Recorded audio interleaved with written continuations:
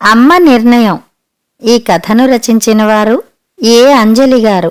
ఈ కథ ఆంధ్రభూమి సచిత్ర వారపత్రికలో నవంబర్ 2005లో ప్రచురితమైంది. ఉపాధ్యాయ వృత్తి నుండి రాజమల్లయ్య రిటైర్ అయ్యాడు. ఉపాధ్యాయుడిగా తన జీవితాన్ని స్కూలు పిల్లలకే అంకితం చేశాడు. తండ్రిగా జీతాన్ని తన పిల్లల చదువులకే ధారపోశాడు. రిటైర్ అయ్యే నాటికి తనకంటూ స్వంతంగా ఒక్క నయా పైసా దాచుకోలేదతను. అసలు ఏనాడు అతనికి బ్యాంక్ బ్యాలెన్స్ లేదు, తెలీదు. భార్య గంగమ్మ కూడా రాజమల్లయ్యకు సరైన జోడి, ఉత్తమ ఇల్లాలు. నోరు తెరిచి ఏ రోజూ ఆమె తనకై ఏది భర్తని కోరలేదు. సగటు ఇల్లాలుగా ఏ విషయంలోనూ భర్తను నిలదీసింది లేదు. ఆయన ఎంత చెబితే అంత అనడం తప్పితే వ్యతిరేకించడం ఎరగదు. 30 సంవత్సరాల వైవాహిక జీవితంలో అతను భార్యకి మంగళసూత్రం మినహా ఒక్క నగ కొనిపెట్టింది లేదు. ఆమె కూడా సర్దుకుపోయింది. అందుకే రిటైర్ అయ్యాక డబ్బులు రాగానే అందులోంచి 50,000 విలువ చేసే ఆభరణాల్ని భార్యకు కొనిచ్చాడు. ఈ వయసులో ఇవన్నీ ఎందుకు అని మొదట ఆమె వారించిన మనసులోని కోరిక ఇన్నాళ్టికి తీరడంతో ముచ్చటపడింది. మరో 50,000 భార్య పేర ఫిక్స్ కూడా చేశాడు. మిగిలిన డబ్బుల్ని ఇద్దరు కొడుకుల చదువులకే చేసిన అప్పుల్ని తీర్చేశాడు. ఉపాధ్యాయుడిగా రాజమల్లయ్య అంకిత భావం తాలూకు ప్రభావం అతడి పిల్లలపై పడి ఇద్దరూ ప్రయోజకులయ్యారు. అతను రిటైర్ అవగానే మంచి ఉద్యోగాల్లో స్థిరపడ్డారు. జీవితానికి ఇదే చాలనుకున్నారాయన. భార్య కూడా భర్త సంతోషాన్ని పంచుకుంది. అయితే గంగమ్మకి ఆ మురిపం ఎన్నో రోజులు నిలవలేదు. భర్త గుండెపోటుతో ఆమెకి వైధవ్యం ప్రాప్తించింది.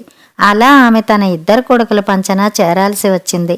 భర్త మరణం గంగమ్మని కృంగతీసిన పిల్లల ఆదరణ ఆమెకి సంతృప్తిని మిగిల్చింది. కొందరిలా కొడుకులిద్దరూ తల్లిని పంచుకోలేదు. ఆమె మాత్రం నెల నెల తనకి వచ్చే పెన్షన్ డబ్బుల్ని కొడుకులకి సమంగా పంచుతోంది. ఏ కొడుకు దగ్గర ఎన్ని రోజులు ఉండాలనిపిస్తే అక్కడే అన్ని రోజులు నిశ్చింతగా కాలం గడుపుతోంది. ఓ సాయంత్రం వేళ నాన్నగారు పోయాక బాగా చిక్కిపోయావమ్మా అంటూ వచ్చి తల్లి పక్కన చేరాడు పెద్ద కొడుకు ప్రేమ్.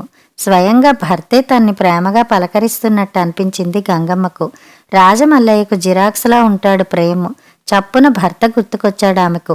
ఎర్రగా దబ్బపండులా ఉండేవారు. సన్నగా పొట్లకాయలా ఎలా అయిపోయారు. కోడలు రేఖ సైతం అత్తపట్ల ఆత్మీయతను ప్రదర్శించింది.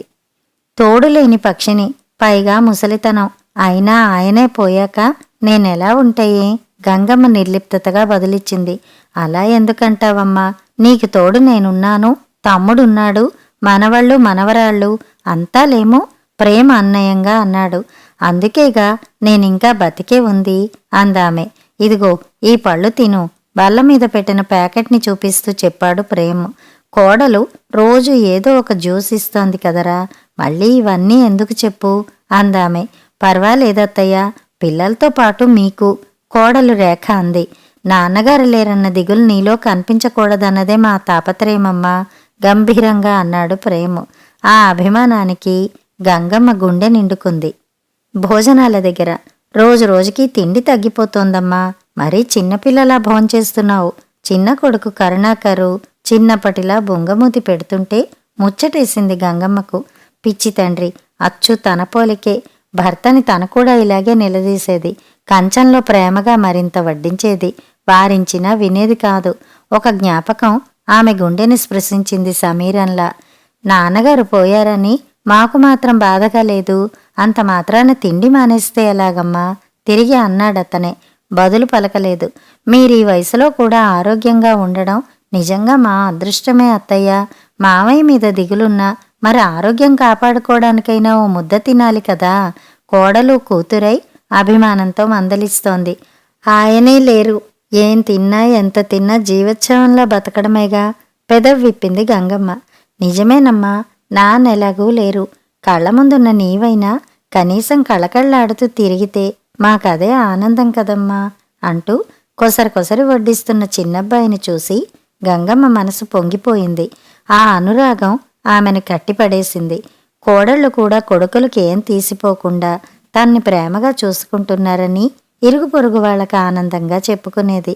ఎంత చక్కని సంతానాన్ని ఇచ్చావయ్యా తృప్తిగా అనుకుంటూ పైలోకాన ఉన్న భర్తను తలుచుకుని ఆనంద భాష్పాలు రాల్చేది గంగమ్మ. అలా అందరి ఆదరాభిమానాలతో ఆమె వార్ధక్యం ఓ 6 నెలల పాటు సుఖమయంగా గడిచిపోయింది. అలాంటి తరుణంలో ఊహించని విధంగా ఆ గంగమ్మ తల్లి గుండె అట్టడుగు పొరల నుండి ఒక విషాదపు సునామీ ఆమె కనుకొసల తీరానికి అశ్రుకణాలను చేరవేసింది. జీవితమనే నాణానికి బొమ్మ బొరుసు రెండూ ఉంటాయని తొలిసారిగా ఆమెకి తెలిసి వచ్చింది. తెల్లవారుజామున గంగమ్మకి ఎందుకనో మెలకు వచ్చింది. దాహంగా అనిపించి మంచినీళ్ల కోసమని వెతికింది. రాత్రి తన గదిలో నీళ్లు పెట్టడం కోడలు మరిచినట్టుంది అనుకుంటూ వంటగదిలోకి వెడుతుంటే దారిలో ఉన్న బెడ్రూం నుండి గట్టిగా మాటలు వినపడ్డాయి. వినడం సభ్యత కాదని మనసు వారిస్తున్నా కదలమని కాళ్ళు మొరాయించాయి. అసంకల్పితంగా ఆగిపోయింది. ఇక ఈ జన్మలో మీరు చంద్రహారం చేయించేటట్టు కనబడ్డం లేదు విసుగ్గా అంటోంది. ఆ గొంతు పెద్ద కోడలు రేఖది. కొద్దిసేపు నిశ్శబ్దం. అబ్బా, కాస్త ఓపిక పట్టవే, తొందరలోనే ఎలాగైనా అమ్మ నగలతో నీ కోరిక తీరుస్తానుగా. ఆ గొంతు పెద్దబ్బాయి ప్రేమ్ది. ఏం చేయించడమో ఏమో, అదిగో ఇదిగో అంటూ నెలలకి నెలలు గడిచిపోతున్నాయి. మీరు కూడా మీ నాన్నలాగే రిటైర్ అయ్యాక నగలు కొనిపెడతారులా ఉంది. అయినా దేనికైనా రాసిపెట్టి ఉండాలంటారు. ఆమె ప్రతి మాటలో నిరసన. నీ మొండిపట్టు నీదే, చెబితే వినవు. అన్నప్పుడే కావాలంటే ఎలా? మన చేతిలో పనా? అమ్మ నగలతో వ్యవహారం సర్ది చెబుతున్నాడు. అయినా విధవరాలై ఉండి మీ అమ్మ తగుదునమ్మా అంటూ ఆ నగలు దిగేసుకుని తిరగడమేంటండి? విడ్డూరం కాకపోతే ఇరుగు పొరుగు ముసల్దానికి నగల మీద ఎందుకింత మోజు అని చెవులు కొరుక్కుంటుంటే భరించలేకుండా ఉన్నాను. తన మనసులోని మాటని ఇరుగు పొరుగు వంకతో కోడలు కొడుకు ముందు బయట పెడుతుంటే వికారం కలిగింది గంగమ్మకి. నా మరణానంతరం కూడా ఈ నగల్ని శరీరం నుండి తీయొద్దు. ఇది ముందు చూపుతో చెప్తున్నా. నా ప్రేమ చిహ్నంగానైనా ధరించు. చనిపోతూ భర్త అన్న మాటలు ఆ సమయంలో గంగమ్మ గుర్తుకు వచ్చాయి. అలాంటిది నాకు నగల మీద మోజేంటి? భర్త చివరి కోరిక ప్రకారం నగలు తీయడం లేదంతే. ఆమె మనసు పరితపించింది. ఏది ఏమైనా అమ్మకి మాత్రం ఎవరున్నారని? ఆమె పోయాక మీ తోటి కోడళ్ళిద్దరికేగా ఆ నగలు. అబ్బాయి చెబుతున్నాడు. భలే వారండి, ఆవిడ పోయాకనా? ఇంకా నయం, గుండ్రాయిలా ఉంది. ఆవిడెప్పుడు పోతుందండి? నిట్టూర్పుగా అంది. పెద్ద కోడలు మనోగతానికి గంగమ్మ గుండె పేలిపోలేదు. ఉబికి వస్తున్న కన్నీళ్లని అదిమేసింది. దాహం మాట మరిచి గిర్రున వెనుతిరిగింది. గురువారం దగ్గరలో ఉన్న సాయిబాబా గుడికి వెళ్ళింది గంగమ్మ. ప్రతి వారం భజన కార్యక్రమంలో పాల్గొవడం ఆమెకు అలవాటయ్యింది. అలా సాయంత్రం 1 గంట సేపు దేవాలయంలో గడిపి ఇంటికి తిరిగొస్తుంది. అప్పుడే తిరిగి రాదనే భావనతో చిన్నబ్బాయి కోడలు హాల్లోనే కూర్చుని గట్టిగానే మాట్లాడుకుంటున్నారు. కానీ సడన్గా తలనొప్పి మొదలవ్వడంతో దైవదర్శనం పూర్తవుతూనే భజన్లో పాల్గొనకుండా వెనుతిరిగి వచ్చేసింది గంగమ్మ. తన ప్రసక్తే వాళ్ళ మాటల్లో దొర్లడంతో గుమ్మం దగ్గరే ఆగిపోవలసి వచ్చింది. నిశ్శబ్దంగా వింటుండిపోయింది వాళ్ళ మాటల్ని. ఎదురింటి వనజాక్షి ఇండికా కారుందని తెగ ఫోజు కొడుతోందండి. మనం అట్లీస్ట్ మారుతి కారైనా కొనుక్కుందామండి. చిన్న కోడలు సునంద కొడుకుతో గారాలు పోతోంది. ఎదురింటి వాళ్ళ ప్రసక్తి ఎందుకు గాని, కారు ఎలాగూ కొనుక్కుందాం అనుకున్నాం. అయినా ఇప్పుడిప్పుడే అంటే ఎలా? అంత డబ్బెక్కడుంది? కరుణాకర్ భార్యతో అంటున్నాడు. బ్యాంకులో కొంత అమౌంట్ ఉందిగా. డబ్బు తగ్గితే మీ అమ్మని అడగండి. ఆమె పేరిటి కూడా ఉందిగా. అయినా డబ్బుంచుకుని తెగ నీల్కుతోంది ముసిల్ది. నేనేం చేసుకుంటాన్రా అబ్బాయి అంటూ ఇవ్వొచ్చుగా. రుసరుసలాడింది. నిజమే గాని ఆ డబ్బు మీద అన్నయ్యకి హక్కు ఉంటుంది. చెరిసగం కదా. ఆ డబ్బు రావాలంటే తొందరపడి లాభం లేదు అన్నాడు కరుణాకర్. తొందర పడకుండా యుగాలు వేచి చూడాలంటారా? ఇప్పటికే ఓవర్ అయిపోతోంది. మీ అమ్మతో ప్రేమ ఒలకబోస్తూ నటించడం ఇక నా వల్ల కాదండి. ఏదో పోన్లే, ఒంటి మీద నగలున్నాయి, బ్యాంకులో కొంత క్యాష్ ఉంది అని అనుకుంటే నగలు తీయదు, డబ్బివ్వదు. అలాంటప్పుడు ఆమెను మీదేసుకుని ఆమె భారం మనం మోయడం దేనికి? తన నిజస్వరూపం బయట పెడుతోంది సునంద. చిన్న కోడలి మాటలు వింటుంటే గంగమ్మ కాళ్ళ కింద భూమి కదిలిపోలేదు. గుండె దిటవు చేసుకుంది. తాడులాగే పందెంలా కొడుకులిద్దరూ భార్యలతో జంటలుగా చెరోవైపు చేరి తన చేతులు పట్టుకుని లాగుతుంటే నిలువుగా చీలుతున్న భావన. పై 2 సంఘటనలు జరిగాక గంగమ్మ వారం 10 రోజులు ఎవరికీ కనబడకుండా పోయింది.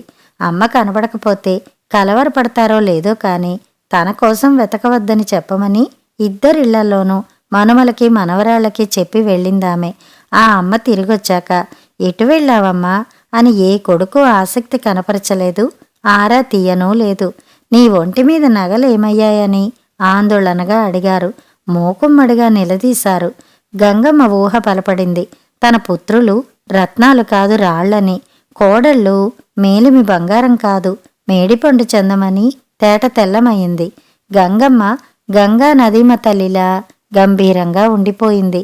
కోడళ్ళు కూడా రెట్టించేసరికి పెదవి విప్పింది. నగల మీది మోజు నా మీద కపట ప్రేమని కురిపిస్తుంటే పసికట్టలేకపోయింది అమ్మ.